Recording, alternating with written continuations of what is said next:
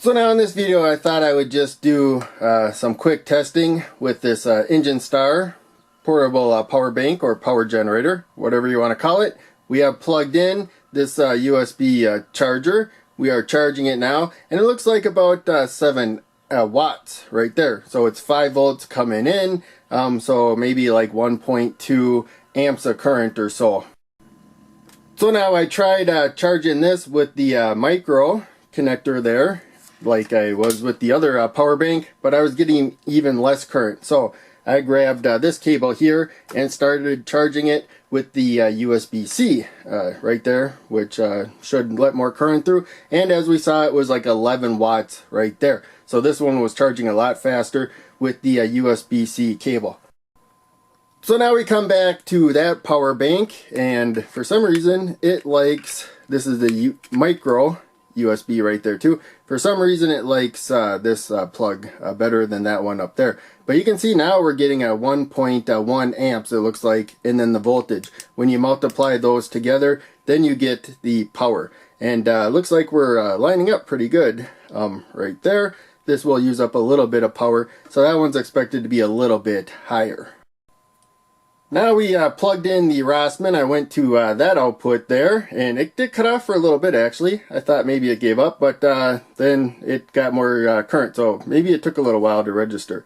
I'm not sure. That's why I'm doing this testing, just to get a little more familiar with my system. So in any case, we have 2 amps going right now. You can see that the wattage is much higher. So again, it was a 150 watt-hour battery in here. We could charge chargers like this for less than 15 hours. Let's try doing the output down here and seeing if we get the same thing. So it looks like it's taken a little while before it registers to start passing current. There we go, and then it kicked in. So that's something good to know. I know to sit and wait a little while longer to let things settle. But again, we got more current there, more wattage there. So now before we continue, I just want to mention that I have not used this at all for probably about half an hour or so. The power is staying on. I have another power bank that I bought, power generator I should say, right here. It came completely dead. I had to charge it. I read the owner's manual. It says that it does not have an auto shutoff. Does not look like this one does either. So as soon as you're done using this, you want to turn it off, and then we're going to use it now, so I'll turn it on, and I'm letting the battery go down a little bit. I don't need it fully charged. If we want AC, we need to press this button here. Now we have the AC out, and so I don't know if it shows the wattage that it's using. Looks like it probably does, well, at least when the fan kicked in, we got a little bit of wattage. But in any case, I was more interested in powering this unit than the DC outputs.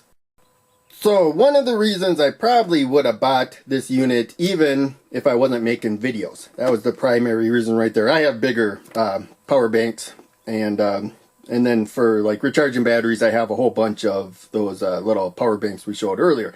But here we plug this in. You can see that this is using about 2 watts of power according to the Engine-Star. So I don't know how much the inverter might also be using. You know, maybe it's draining the battery a little more than 2 watts.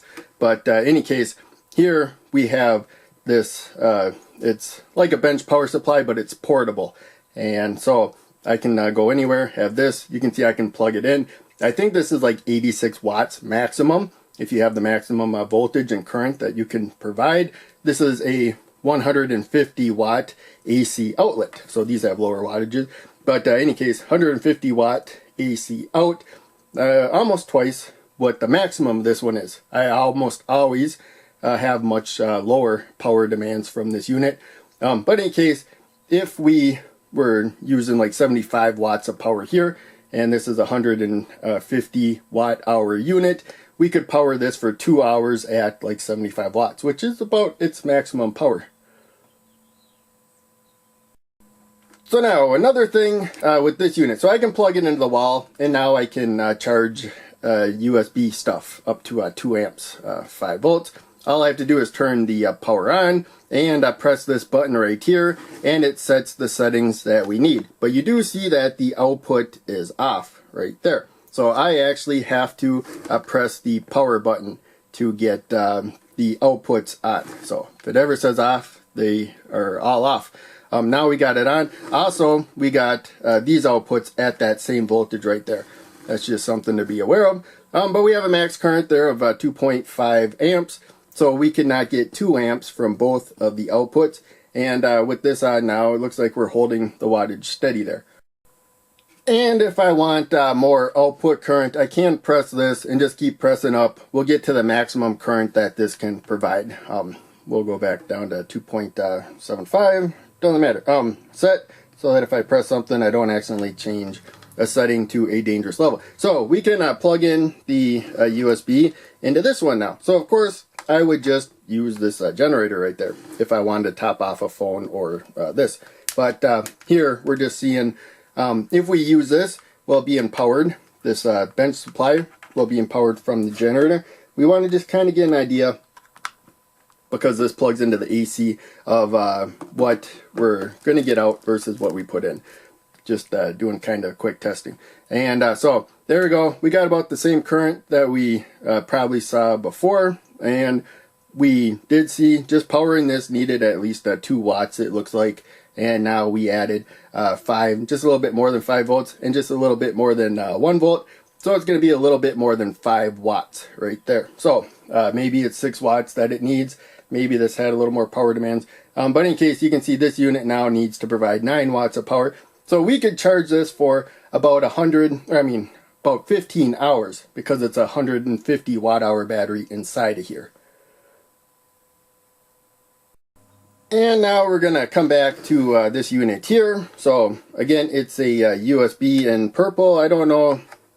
I'm sure it has capabilities of more than a regular cable, I should say. So does this power bank. It has this, this is probably the cable came with it. Has that little blue one. I don't know what this does. I think it says fit. But in any case, we're going to plug that in after we get the power bank down. And I did actually do this a little bit before. You can see there that, again, we got that weird little current stuff going.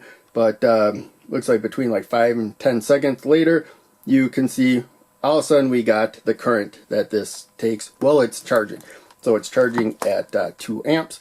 And so, in any case, we are getting twice the current we were before. So this power bank is getting charged twice as fast as the other one was when it comes to how much power is being pumped into it.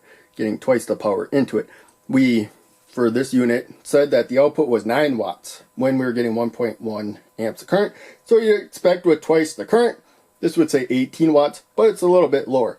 So it looks like the efficiency of this unit is probably about the same when it comes to powering the 2 of them. It's not using up twice as much power to output twice as much power. Probably just needs a certain amount of power to run and stuff. And then it's converting power pretty efficiently after that. We just have that low current losses. And before we end this, I thought I would just test out the micro USB with this same unit right there. So we can't test how the USB-C would work on that other unit. It has another plug, but I don't know what it is. It's not my USB-C. But in any case, here you can see we're getting more than the 1.1 amp that we were getting with that other power bank, even though we're using the same cable right there. And looks like that's holding steady right now. Again, when I plugged it in, it took a little while to register. So I guess when you plug in stuff like this, wait a little bit and make sure it kicks in. But in any case, that's it for this video. Nothing too exciting, but I hope you still enjoyed if you watched it. And we should unplug this since it's in a power bank right here. But again, make sure you probably don't have to turn the AC off. It'll probably turn off when you turn the power off. But make sure you turn off the power to this unit. And I would suggest probably keep them plugged in all the time, unless you're using them. This one you can't use the AC out while it's plugged in, but you can use the other ones. But with these power banks, if you're not going to be keeping an eye on them a lot, and then I recommend just leave them powered in, and then you don't have to worry about them being dead if all of a sudden there's a power outage or something and you need them.